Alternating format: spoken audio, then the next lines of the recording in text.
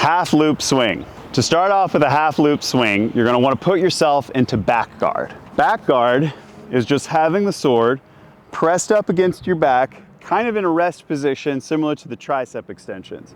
Your elbow is going to be high, you're going to be holding onto the top of the sword. Feet in a usual stance position, lead foot is still straight ahead, rear foot is still at a 45-degree angle. To initiate, you tip the sword down, brace the core, and pull with the bottom hand to start to generate the momentum and press against it with the top hand to get it to fly over and then land onto the shoulder.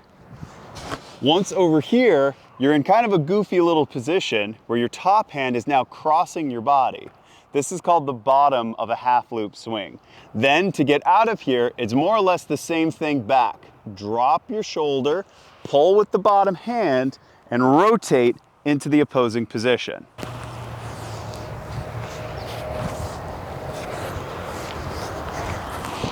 Important details of form. Bracing the core. You want to keep the glutes slightly flexed. You want the abs tight to prevent as much spinal rotation as possible as you transition between the swings.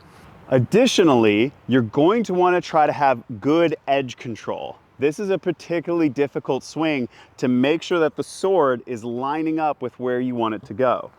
An ideal half loop swing has the sword perfectly flat at the peak of its travel. Another important detail is as you start getting stronger, you'll find you can really put some gas into this swing. Make sure to counterbalance and sink into the back foot, especially as you begin the momentum and then at the peak of the arch. So sink into that back heel, drop that sword, and lean against it at the height of the swing. With a half loop swing, forward and then back is considered one repetition. When you just go one side, so let's say